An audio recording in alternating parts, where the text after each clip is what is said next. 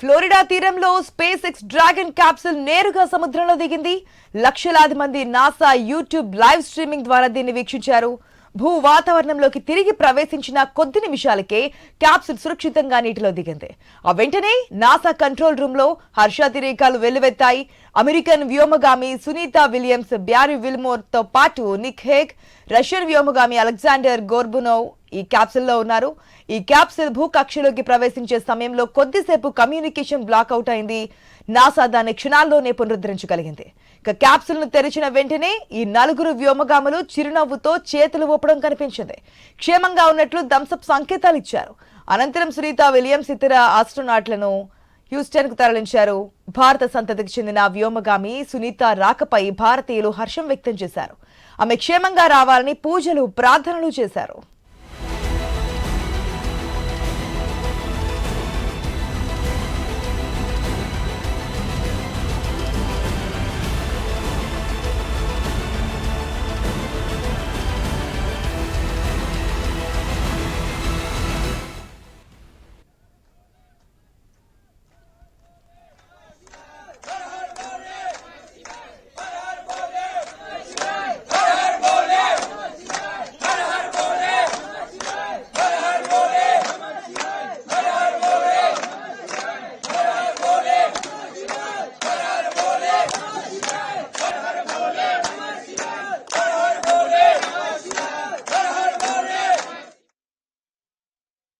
ఇదివరకు Colombia space shuttle ఇలాగే క్రూతో భూమిని చేరుతున్నప్పుడు ప్రమాదం జరిగి 7 వ్యోమగాములు ప్రాణాలు కోల్పోయారు. అప్పట్లో స్పేస్ షటిల్ షీల్డ్ కాలిపోవడంతో మంటలు చెలరేగి ఆ ఘోర ప్రమాదం సంభవించింది. ఇప్పుడు కూడా డ్రాగన్ క్యాప్సూల్ గంటకు 17,000 మైళ్ల వేగంతో భూమి వైపు పయనించింది. ఇలాంటి వేగంతో వస్తున్నప్పుడు సాధారణంగా వాతావరణంలో విపరీతమైన రాపిడి ఉంటుంది. దాన్ని తట్టుకుని క్యాప్సూల్ భూమికి వచ్చింది. అయితే ఆ వేగంతో సముద్ర జలాల్లో దిగితే సముద్రం లోపలికి దూసుకుపోయే ప్రమాదం కూడా ఉంటుంది. అందువల్లే భూమికి దగ్గరయ్యే కొద్దీ క్రమంగా వేగాన్ని తగ్గిస్తూ వచ్చారు.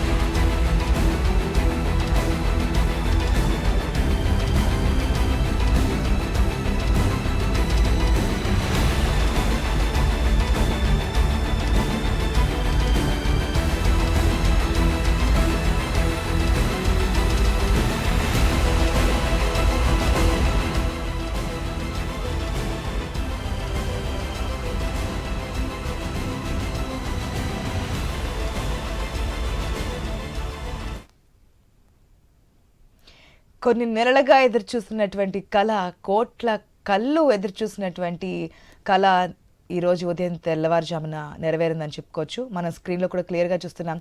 ఎటువంటి ప్రమాదం జరగకూడదంటూ కూడా ప్రార్థనలు, పూజలు చేశారు. లాస్ట్ టైం ఏదైతే ప్రమాదం జరిగిందో ఈసారి అటువంటి ప్రమాదం జరగకుండా నాసా కూడా పకడ్బందీగా ఎక్కడికక్కడ ఏర్పాట్లు చేసింది. మొత్తానికి వ్యోమగాములు సేఫ్గా ల్యాండ్ అయ్యారు.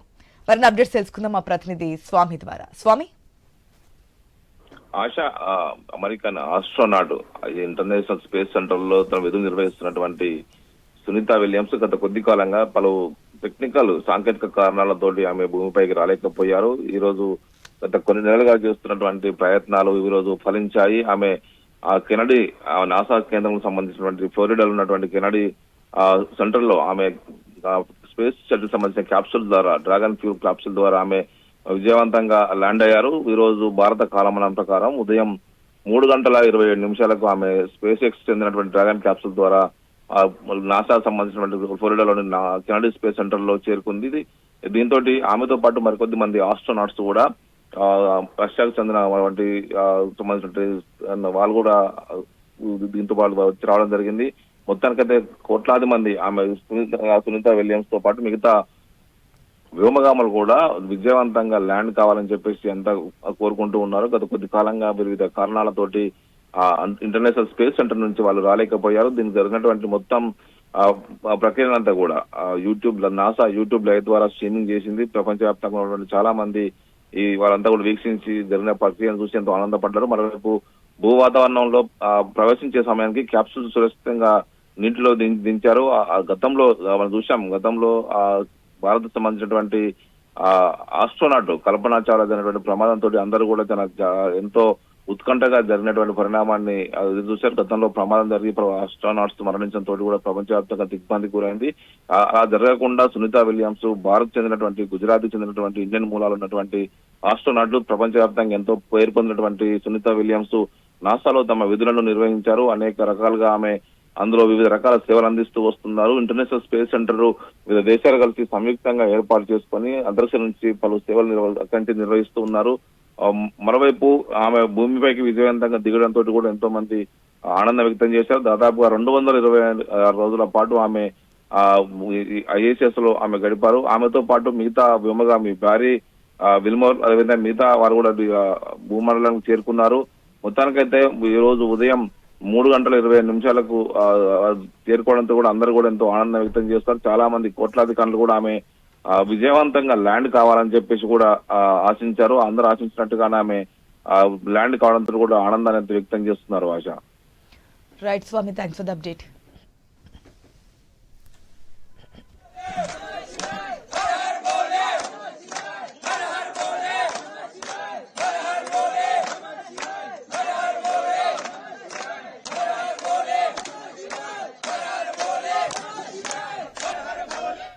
సునీత విలియమ్స్ కోసం కోట్ల కళ్ళు నెలలుగా ఎదురుచూస్తాయి. ఎట్టకేలకు NASA crew Dragon space flight journey విజయవంతంగా ముగిసింది.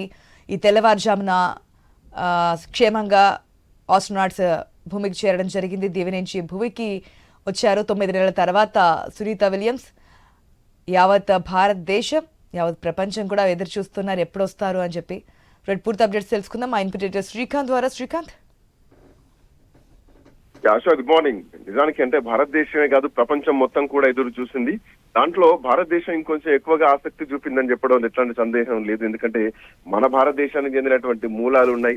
తండ్రి పంజాబ్ రాష్ట్రానికి చెందినటువంటి వ్యక్తి కాబట్టి, మూలాలు ఉన్నాయి కాబట్టి, సో భారతదేశం మొత్తం కూడా చాలా ఎదురు చూసిందని చెప్పాలి.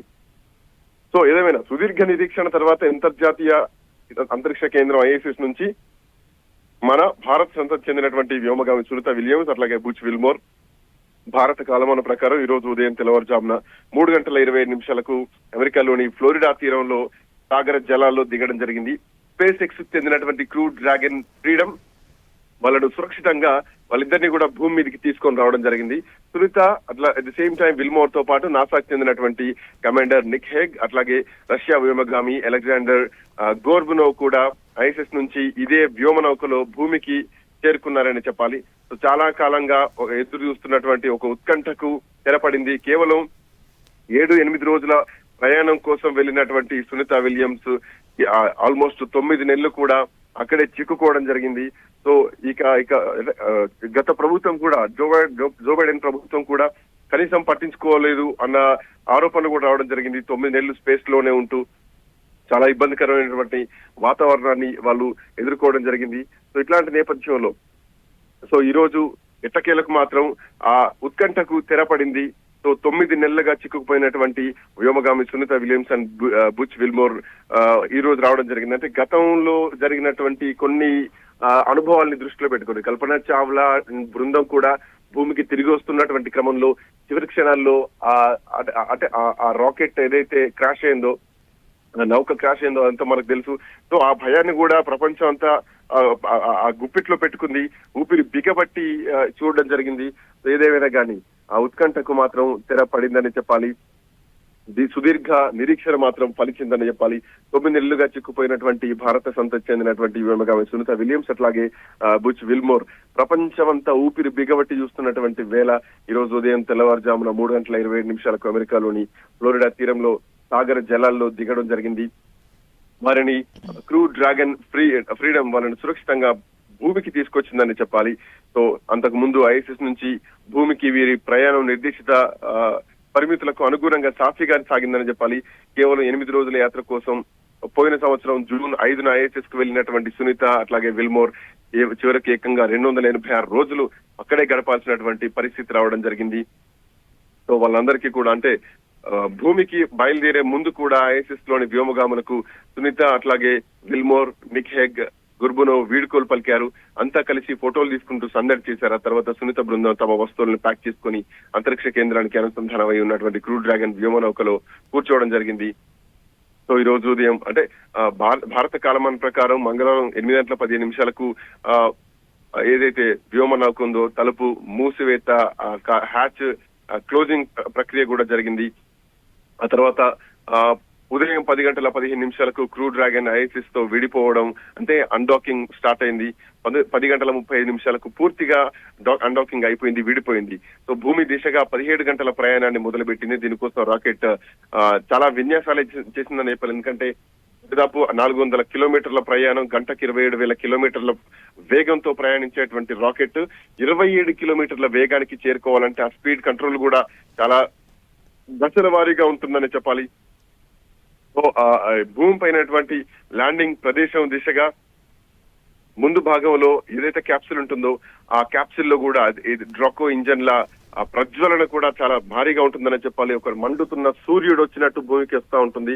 సో అట్లాంటి వేడిని తట్టుకుంటూ ఆ స్పీడ్ ని కూడా కంట్రోల్ చేస్తూ సో స్టెప్ బై స్టెప్ రావాల్సి ఉంటుంది. నేరుగా భూమికి చేరుకోదు. సో భూకక్షలోకి తిరుగుతూ రౌండ్ గా తిరుగుతూ వాళ్ళు భూమికి చేరుకోవడం జరుగుతూ ఉంటుంది. అంతేకాదు సునీత విలియమ్స్ ఒక రోజుకు 13 సార్లు సూర్యోదయాలు, సూర్యాస్తమయాలు అంతరిక్షంలో ఉండి చూశారంటే సో ఎన్ని వేల కిలోమీటర్ల వేగంతో అంతరిక్షంలో స్పేస్ అంటే ఐఎస్ఎస్ స్పేస్ స్టేషన్ తిరుగుతుందో మనం అర్థం చేసుకోవాలి. స్పేస్ స్టేషన్ ఉన్న ప్లేస్ లోనే ఉండదు, అది తిరుగుతూ ఉంటుంది. సో పైన ఉంటారు కాబట్టి భూమి తిరిగేది కూడా ఖచ్చితంగా వాళ్ళకి కనిపిస్తా ఉంటుంది. సో పైనుంచి చూస్తూ ఉంటారు.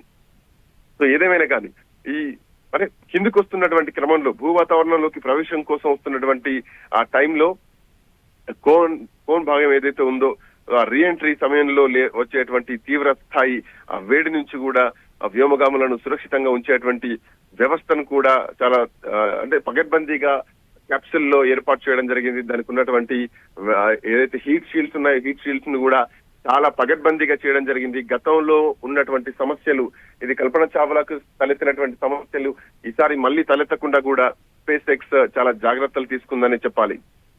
సో ఏదేమైనా కానీ రీఎంట్రీ సమయంలో భూ వాతావరణంలోకి వ్యోమనౌక చాలా వేగంగా ప్రవేశించింది. ఆ రాపిడ్ కారణంగా ఏకంగా 1650 డిగ్రీల సెంటిగ్రేడ్ల వేడి బయటకు వచ్చి వ్యోమనౌక చుట్టూ కూడా ప్లాస్మా పేరుకుపోయినటువంటి పరిస్థితి. దాంతో కొంతసేపు ఆ వ్యోమనౌకతో కమ్యూనికేషన్స్ కూడా తెగిపోయాయి. అంటే రేడియో మొత్తం కూడా సైలెన్స్ ఉంటుంది.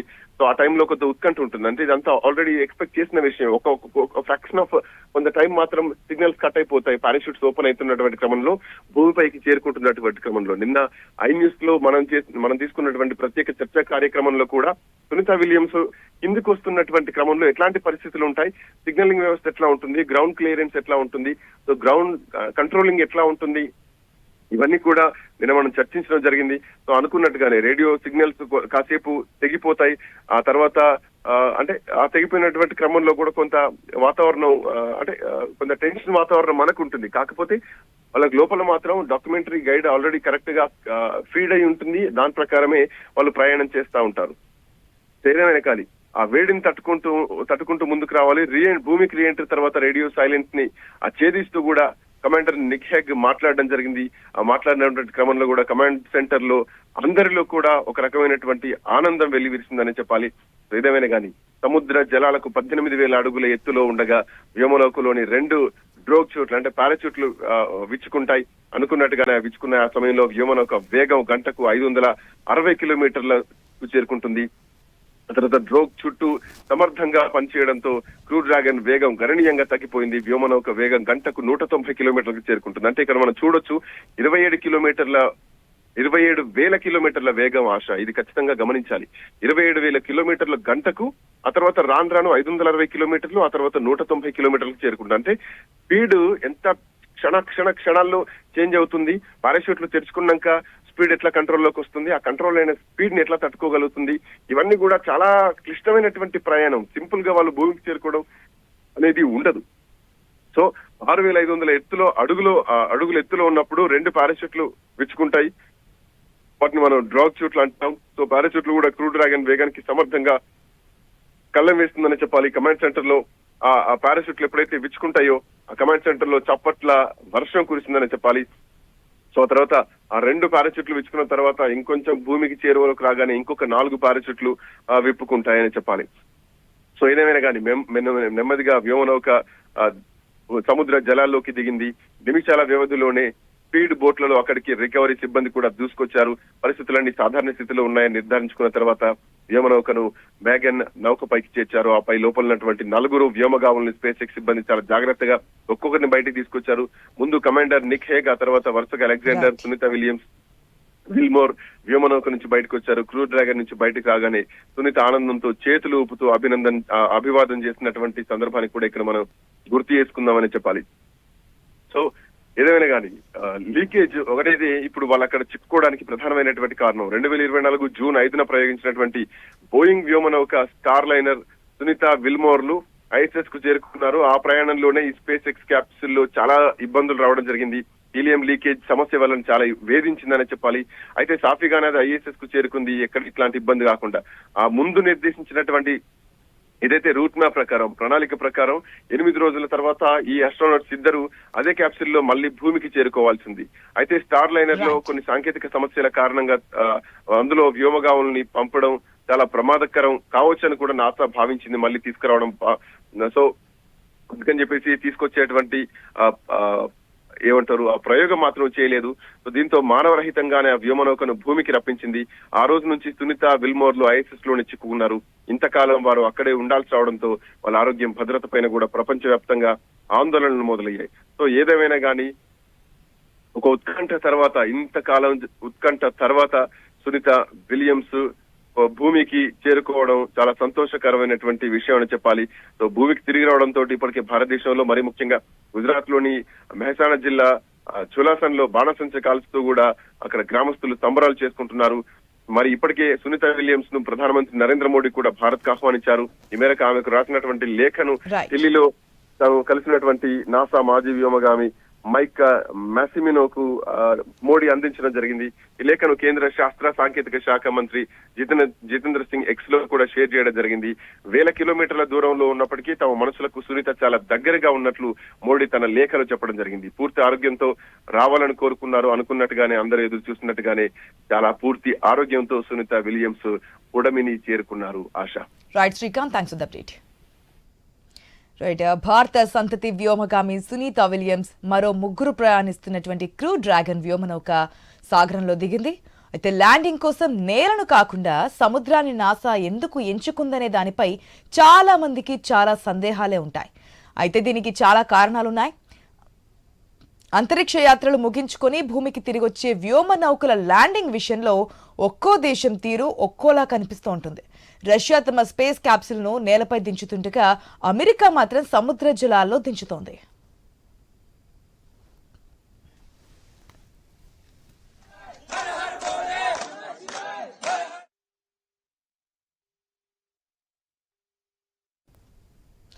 వ్యోమ నౌకలను సురక్షితంగా దించడానికి అనువైన సముద్రం లేకపోవడం వల్ల రష్యా నేలపైన ల్యాండింగ్ నిర్వహిస్తోంది.